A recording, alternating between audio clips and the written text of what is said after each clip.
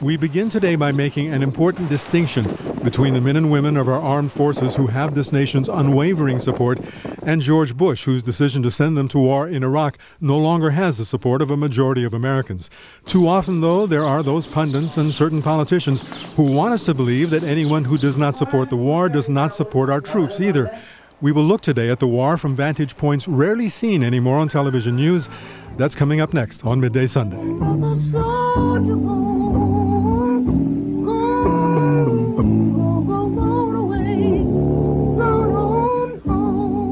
Good Sunday morning, everybody. Our guests today are all Army veterans. They have all served in Iraq in combat areas, and they are all members of an organization called Iraq Veterans Against the War. I guess a generational follow-up to my generation, which was the Vietnam Veterans Against the War. We're going to be talking about the perspective of people who have served there, who have been there, done that.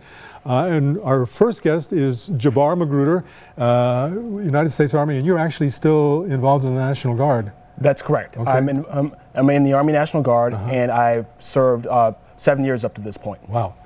Also with us today is Wendy Barranco. You were a medic in Iraq? Saw everything that there is to see there, I would imagine. Pretty much, yes. Pretty much. And at the far end of the table, Edgar Cuevas, you were in the Army as well, and you were doing all sorts of, you were actually off in combat areas? I was off in combat areas. I was a cavalry scout. A cavalry scout? Yes, sir. You heard what was going on back here in the States, Yes, I did. the opposition. How did that make you feel while you were out there right in the middle of it all? Well, I was out there and I heard, one of my friends was a person who went out and protested and went to rallies, which were anti-war rallies. I was totally supporting her and going to do this because, you know, I was against the war myself while I was still in Iraq.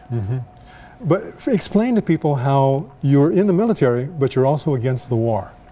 It's tough because when you're going through those feelings over there, you have a sense of, you know, following orders, being patriotic, and yet also you're feeling like you got lied to because of this war. And at that time, the administration already, you know, said that, you know, that there isn't weapons of mass destruction, which we were supposed to be looking for, and it's like I felt torn, you know. It's like one side being patriotic, the other side feeling, you know, lied to, you know, by my own country, and also protesting on a war that's unjust.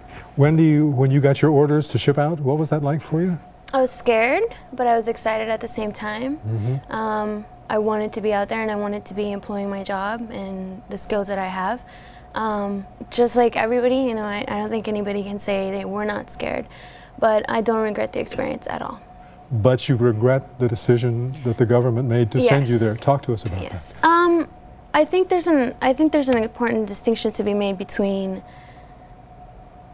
supporting the troops and the military, and I think it comes into play, you know, very particularly with me, because even though I love the military and I love what it stands for, I don't believe that we should be in this war. I think it's for the wrong reasons, and considering what I've seen and how I've worked in a hospital and seeing people die, I don't think there should be any reason why people should die, why a life should be sacrificed, not whether, albeit a soldier or a civilian, a local national, coalition forces, whoever.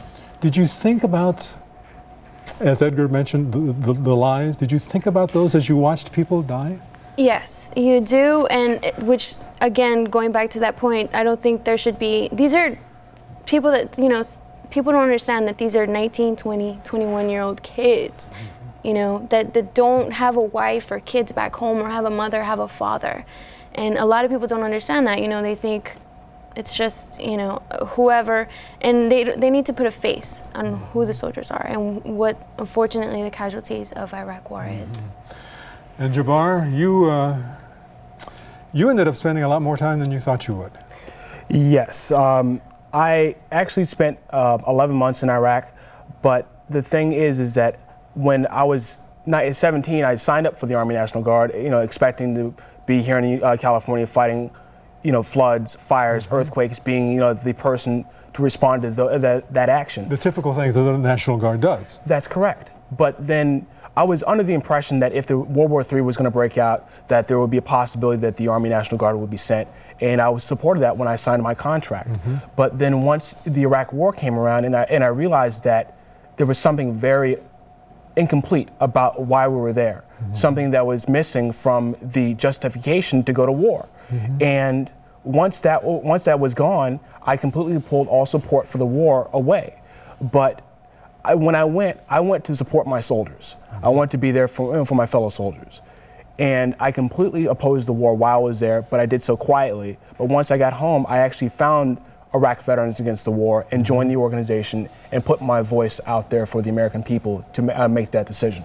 You must have had some opportunities to see some of the television broadcasts that were coming to the United States, where we would have GIs talking about how they were glad to be in Iraq, they wanted to be here to protect democracy, et cetera, et cetera, et cetera. What sort of thoughts ran through your mind as you heard those guys talking?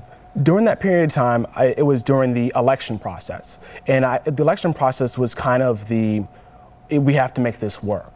That this was what we promised to the Iraqi people, was to bring them democracy. But then after the election process, when there was no real talk of withdrawal for the troops in Iraq, was when it really sank in that if I don't speak out and try to put my voice out there, that the American government will keep the troops over there as long as they feel is necessary. And that can be indefinitely.